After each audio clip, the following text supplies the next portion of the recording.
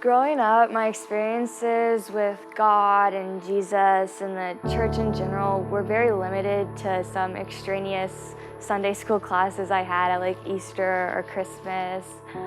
Church wasn't really a thing my family did, and so I didn't have a lot of exposure to it growing up.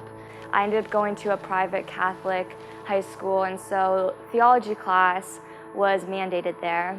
And it was very much, I'm going to study X, Y, and Z and get a grade on this test. And so Jesus and everything about the Bible and just the message in general was very like, this is just another subject I'm going to study in school. When I was a sophomore, I ended up moving to Texas, and it became very apparent to me after a few months here that a lot of my friends' religion was very important to them. And I had this one friend, and she kept asking me, so I finally told her, like, no, I don't really have a church, I don't really do that. Finally, to get her to stop asking me, I said, yes, I'll go. And I was just so blown away by everything. It was not what I was expecting. It was not my preconceptions of what church was. Rick speaking was amazing. It really resonated with me, and I was like, this is definitely something I want to come back to. In the following weeks, my friend took me back multiple times, and each week I kind of came closer and closer to knowing what having a relationship with Jesus was.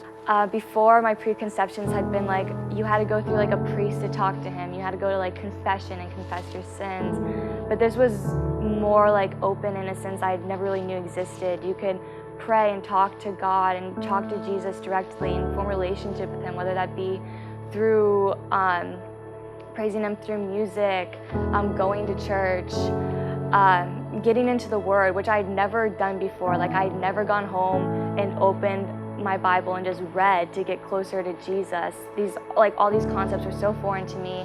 From that point, I really understood what people meant when they talked about the gospel, how Jesus died on the cross for our sins, and it was just this huge relief of a burden. Like, no longer did I have to have that cast down onto me, and I could live my life emulating Jesus. And through my interactions with other people, my interactions with the church, community things I did, even problems and circumstances I faced in my own life, I was no longer living in this world. I no longer had my successes and failures based on all these materials things. It was all through him. And like, through all of this, like, my heart just became full.